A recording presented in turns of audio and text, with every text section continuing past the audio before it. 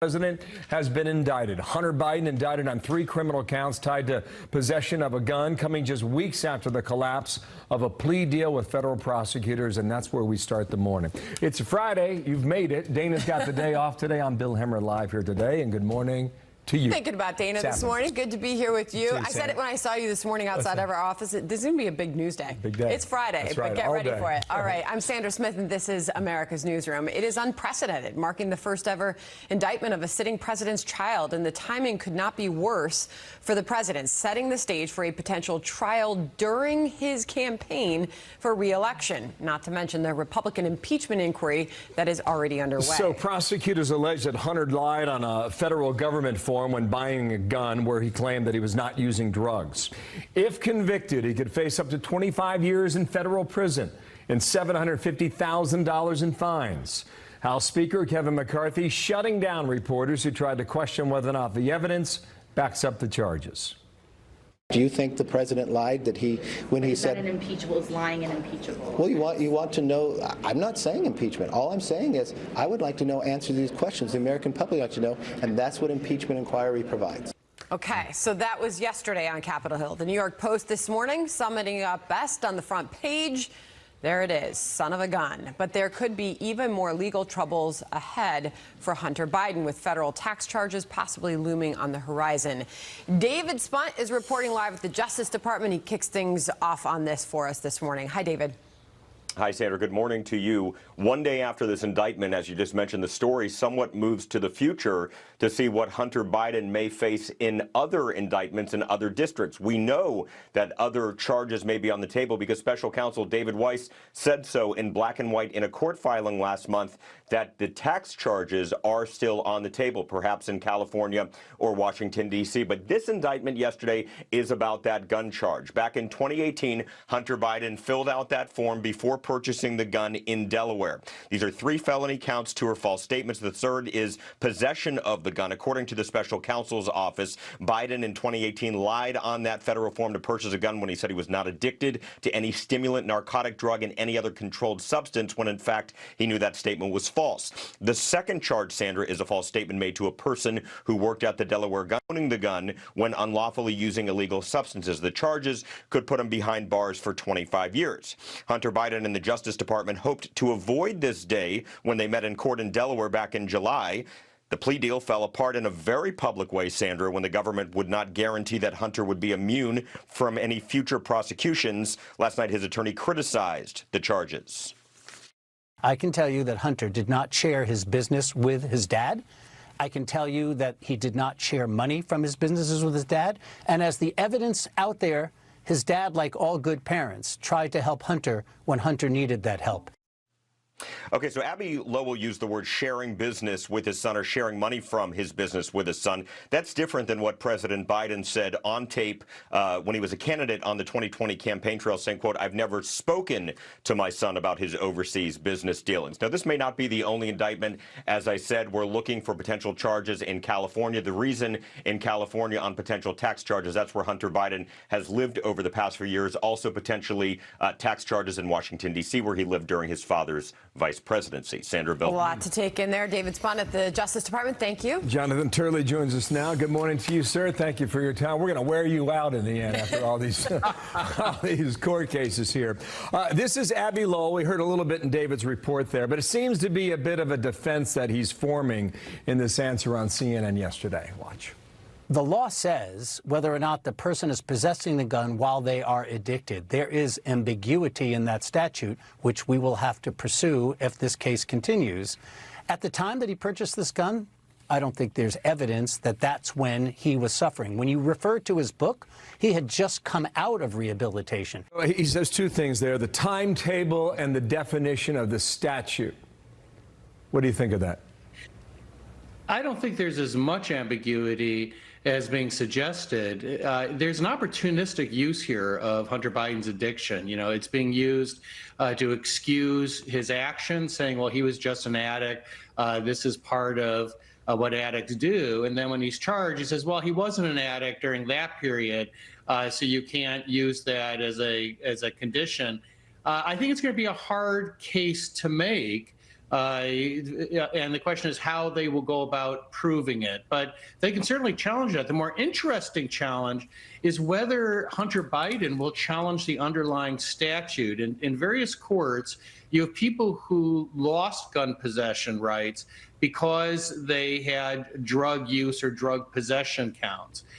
One of those led to the declaration that the underlying statute was unconstitutional under the Second Amendment. For Hunter Biden to replicate that defense, he would have to challenge a law that his father has enthusiastically supported and use cases that his father has vigorously condemned under the Second Amendment. So this could get very odd very quickly. Jonathan, good morning to you. And real quickly, this is President Biden. He chose to ignore the opportunity to comment on his son. Listen. Mr. President. Mr. President.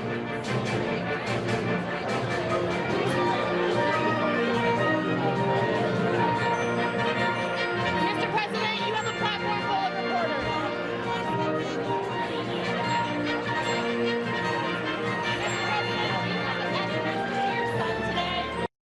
Perhaps not shocking, but given the opportunity yesterday following that speech in Maryland, he did not comment. I want to ask you about the possibility of real jail time. We're running that banner there. Hunter may face 25-year sentence, $750,000 fine. Saul Weisenberg, our colleague here at the Fox News channel, former deputy independent counsel, he seems to be throwing cold water on that idea. Do you believe it's a possibility he could serve real jail time?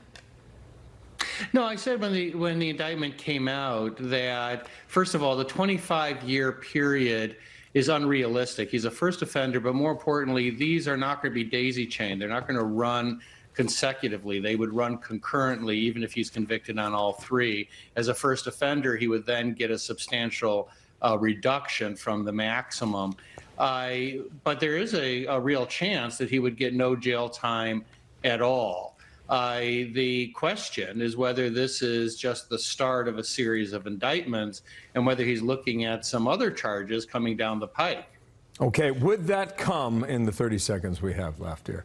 Would that come from James Comer's impeachment inquiry if you get into more bank records, et cetera? Well, there's other torpedoes in the water with regard to charges, like the affair curiously allowed many of the statute of limitations to run. So he's at less risk than, frankly, he should be. But all of this just reinforces Speaker McCarthy's view that we need to do an impeachment inquiry. There is still a artificially reduced scope of crimes here that Hunter is facing. Congress is now in a position to get answers to these questions. Their power is truly at its apex once they start an impeachment inquiry. Okay. Professor, thank you for your time. Thank you. More to come. Nice to see you, Jonathan Turley. Thank you. Thank you. Keep the phone handy. Likely call you back soon. Meanwhile, Congresswoman Alexandria Ocasio-Cortez will be leading a tour of the Roosevelt Hotel here in New York City, fumbling with waves of asylum seekers while big blue cities from coast to coast are dealing with their own influx of migrants. Los Angeles Mayor Karen Bass says she fears the day planes arrive in her city. What they're trying to do is destabilize cities because it's Chicago, it's Washington, D.C., it's New York. It's the narrative that these are Democratic-run cities and that we don't know how to govern and that everything is chaotic here. We live in a city that welcomes immigrants. And so I think we have been able to handle it. But I am fearful that any day planes could start coming. Stark shift from her touting L.A. as a sanctuary city. Back in June, she said L.A. will not be swayed or moved by petty politicians playing with human lives. We are a city that seeks to treat all people with dignity and compassion. See how much that holds up right over time. I think what Ocasio-Cortez will find over there, the Roosevelt Hotel, is an absolute mess.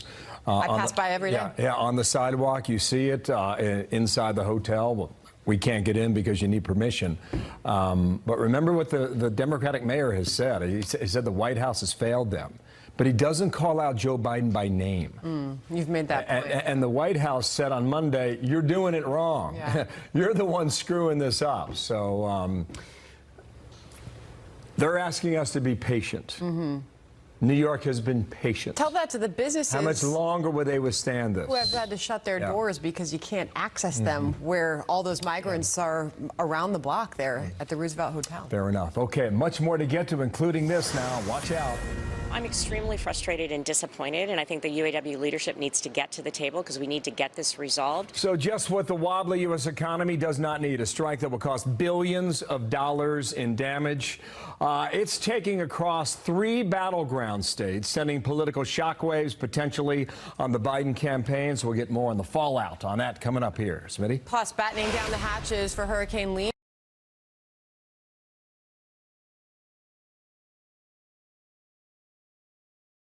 Line overnight at 3 plants in Ohio, Michigan, and Missouri. The historic move coming less than 2 weeks after President Biden called a strike unlikely. The strike is unfolding across 3 major battleground states, each of which will be critical to his re-election in 2024. Fox Business' Edward Lawrence, he's live at the White House. He's got the very latest on this, setting up for quite a day here, Edward. Exactly. And Sandra, a White House official telling me we will hear from the president specifically about this strike. It might not be first thing this morning, but we are going to hear about this. Now, the White House being updated on exactly where things stand, but the union so far has not asked the president to get involved. For the first time ever, the strike targeting the big 3 automakers at the same time, Ford, GM, and Stellantis, which owns Chrysler.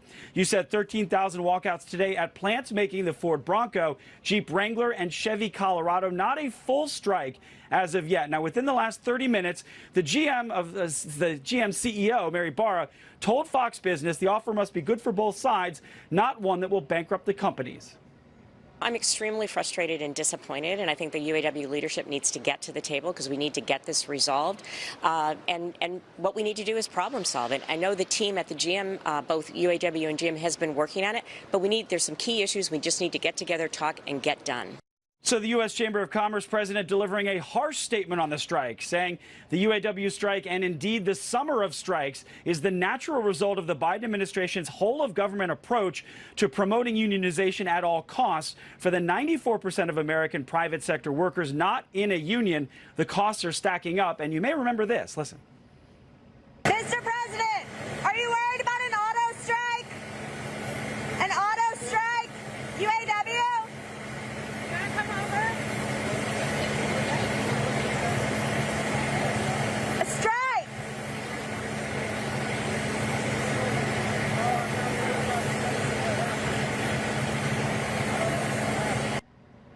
Yeah, we'll see how worried he is later on today. The two sides, they are very far apart. Sandra? What a moment this is. Edward Lawrence, thank you. So economy is still #1 now. Wall Street Journal writes this today about our next guest, Senator Tim Scott. Can Tim Scott rev up the economy? The senator's new plan is a good start, but too cautious. Tim Scott's with me now. Senator, good morning. Thank you for your time. Let's try and barrel through a bunch of things right now. Nice to see you.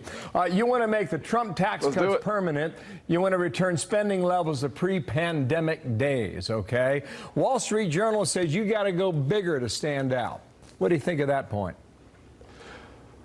Well, #1, we are going bigger. Bigger simply means let's build, not borrow. And by extending the tax cuts, we save $2 trillion for the American families. That is the biggest tax cut in the history of our country, and I wrote the bill. That's why I want to make sure that we extend those tax cuts. We also need to make sure that small businesses continue to receive benefits from lower taxes. My Opportunity Zones 2.0 would attract manufacturing back to our country, and if they land in an opportunity zone, they would see their profits go down. They would see their taxes on their profits go down by 30%. We have to cut spending, cut taxes, and cut government. At the same time, we can grow our economy at 5% GDP growth, creating 10 million new jobs and unleashing America's energy now. Not just our future, but our now. That's really important for American workers. Kudos to you for at least having an idea, okay? However, you know, even your campaign manager said,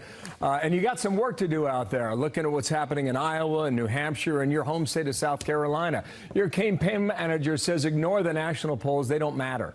State polls matter. But in your home state of South Carolina, we got Donald Trump at 46%. We got Nikki Haley at 18%. And you were sitting there at 10%. How are you going to change that? Well, very easily. We have been campaigning in Iowa. We're in third place, very close to second place. In New Hampshire, where we spent the balance of our time, we are moving up in the polls there. But the good news is polls don't vote, but people do. The most important designation is the designation that happens when we are the nominee. It says we beat Joe Biden. That is the most important way that we can measure our impact and our success. I'm excited about where we are. I'm not watching the polls. We are not having a national campaign. We're running in 3 states, Iowa first, New Hampshire, and then we'll bring it home with momentum to South Carolina. Okay, but the even, good news is... The good news is... Yeah, the good news is the more I campaign, the better off we are. We've been spending our time, and we're getting really good results where we invest our time. We'll continue to see the numbers improve. But let's not worry about the numbers. We're going to continue to make sure that America understands there's a way to have an optimistic, positive messenger with a backbone talking about conservative principles. Okay, I apologize for interrupting you there, but our own polling shows Donald Trump has actually gained month to month. He's now at 60% national level. Now, this is what we also find. When you dig into our numbers that we released yesterday, among suburban women now, call 44, guys, Joe Biden's down 12 points, Donald Trump's up 13. Among African-American voters, Joe Biden's down 10, Trump's up 7. Hispanic voters, Biden down 5 and Donald Trump is up 7. Again, the work you must do to overcome this seems to be significant. Well, the good news is we have enough time to get it done. We're in the third quarter of the game. We're heading into the fourth quarter in about 30 or 45 more days. I'm looking forward to it. I am not worried whatsoever. What I am is I'm excited because I know America can do for anyone what she's done for me. We're going to focus on restoring hope, creating opportunity we all love. That starts with backing the blue, closing the southern border, and standing toe-to-toe with China. It's not the strength of President Xi that's the problem. It's the weakness of Joe Biden. That's our problem. Okay, all right. In your own words, right? You're talking about us borrowing and China building, right? I do think I have read and heard that from you. Randy Weingartner, head of the teachers union, made a comment this week. And she was talking about segregation. I just want to play this and get your reaction because you've been hot on the issue of race and education as well. Watch here. Post-Brown v. Board of Education, those same words you hear today. I was kind of gobsmacked when I was talking to Southern Poverty Law Center, and they showed me the same words: choice, parental rights, an attempt to divide parents versus teachers. And that point, it was white parents versus other parents. You said with a broad stroke here, we're just talking about parental rights and whether or not students should have more rights than their parents, or actually the schools should have more authority than the parents. And compared to the segregation, what do you think of that comparison? I think it's just disgusting. Here's what we've heard from Randy Weingartner consistently. They are standing in the schoolhouse door, the teachers' unions, blocking poor kids in failing schools. It's like having kids in a house that's on fire and saying we're not going to rescue a single child until we rescue them all. And what we've seen is a devastation in big blue cities. You see the crime, you see high unemployment, and you see the devastation of hopeless environments. Why? Because they've trapped kids in failing schools, and hope deferred makes the heart sick. The devastation can end on day one when we allow choice and competition in our K through 12 education. When parents have a choice, kids have the best chance to succeed. And the thing that stands in the way are teachers' unions. We must break the backs of teachers' unions by introducing public-private virtual school choice so that parents get the voice they deserve. Well, you've got an interesting message. And as I pointed out, you got some work to do. And I know you're aware of that. You're going to get an opportunity about 2 weeks, though, when our Fox debate kicks off on Fox Business. Senator, thank you for your time. And as a reminder to viewers at home, Dana will be on stage with Stuart Varney. And also the hosts from Univision will be there as well. Alongside them, Ilya Calderon. That's on September 27th. Simi Valley, California. Don't miss it. We'll be talking about that a lot, Smitty, in the next 2 weeks. Thank you, Senator. At the same time, I don't criticize those poor parents out there that have been ginned up. There's a lot of misunderstanding, misrepresentation out there because people are weaponized.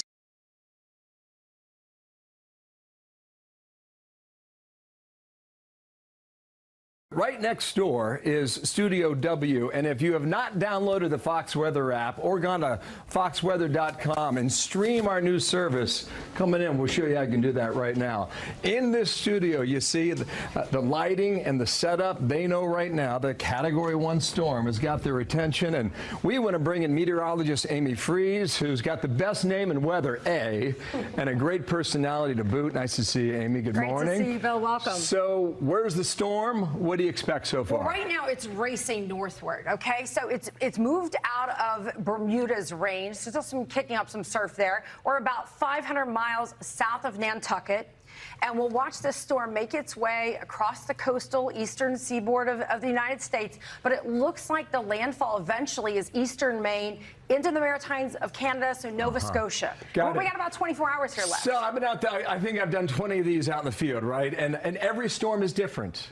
And you don't know how storms interact with land until it happens. That's right. I was just going to say, don't sell yourself short. He started in 2005 here at Fox News, which, remember back to 2005, this was the most prolific storm year. We had 27 named storms. We had to go to the Greek alphabet that year. Katrina, Rita, think back to that season. Yeah, you're right. What's your most memorable storm? I mean, Katrina was a big one, certainly, but I think Hurricane Floyd in the late 1990s toward Jacksonville was a phenomenal storm because it was a Cat 5 coming on board, and then she just downgraded and took a northern turn and just went up the coast. But I mean, this was Wilmington 2018, okay? That's what you see behind you. And the thing about this storm, Amy, it wasn't the wind, it wasn't the storm surge, it was the rainfall and the flooding that impacted North Carolina after that. Every storm has its hallmark, and the thing about hurricanes and storms like this is they can create wild twists and turns when you're in the field like that. So you can see how much rain you had to handle in that storm. I want to mention here at Fox Weather, you know, we are into this season, which has been so busy, way ahead of schedule. It's been so above average in so many ways that it'll turn out to be historic on its own. I don't know if it's going to be competitive with 2005, but hurricanes and other natural hazards so far this season, we are at $23 billion disasters in America. FEMA could run out of money. We're at such a limit with what's that's happened. why you're here. That's why I got you on the app, right? All right. Hey, Amy, okay, thank you for your wind event for a lot of folks in the Northeast mostly. Am I right or am I wrong? We'll be here for it. Fox Weather, yes. Wind and waves. Big surfs along the eastern seaboard. It's not a weekend to get into the water, even though it is the last weekend of summer. You Steer guys are clear. here 24 hours a day, too, so love it. Nice to see you, Amy. The door's always open. Cool. Bill. All right. Thank you for your time. You got it. Back to Smitty across the way now. Sandra. Well done, you two. Loved that update. Meanwhile, big tech raising the potential risks of artificial intelligence in a closed-door meeting on Capitol Hill. Some industry titans are urging lawmakers to regulate and do something about AI right now. Or agree that this is something that we need the government's leadership on. You know, some disagreement about how it should happen, but unanimity in that this is like important and urgent. Tristan Harris was in the room where it all went down. He's also the co-founder and executive director of the Center for Humane Technology. Thank you, Tristan, for joining us. Why this urgency suddenly are we hearing? Yeah, I think, you know, you showed Sam Altman in that hearing, the CEO of OpenAI, something he said, Sarah, to 2020, and asked yourself, 3 years from now, in 2023, do you think AI will be capable of passing the MCATs, passing the bar exam, taking a sketch of a website on a napkin and actually turning it into a live website, generating fake images and video at scale? You would have never believed that those things were possible. And that's because the exponential curve of how fast AI is going is so much faster than our brains can really predict. So do you think that now in 2023 that we are accurately anticipating the kind of capabilities that AI will have in 2026? And I think the answer is no. And the reason that we have to, and this meeting that Senator Schumer, Rounds, Heinrich, and Young hosted was unprecedented. It was called the Insight Forum. The senators that came, they sat in the audience and they just listened. Getting a 3-minute social media clip. This was about asking ourselves, this is that point in the movie when humanity birthed this thing called AI. And if it was in a movie, you'd have this meeting where all the people who were involved in building it would somehow meet with the government and say, how do we get this right? And it's like the Industrial Revolution. Like, imagine if we consciously said, how do we do the Industrial Revolution? Maybe we could avoid 100 years of child labor. If we consciously do AI, how can we avoid these, the peril that everybody talks about Like that we've been worried about? But like any time you worry that lawmakers have the extent of knowledge that would be needed to regulate artificial intelligence. Do they know enough to really regulate around it? I want to play this out. This is Senator Richard Blumenthal, because these senators were actually getting slammed for not allowing the public in on this summit. Listen. The most powerful technology known to mankind. People are very suspicious this is happening behind closed doors. Can you explain why? My hope is that every one of those executives who are here this morning will agree to come before my subcommittee. My hope is that these executives will agree to do the same in public, under oath, before the subcommittee on privacy.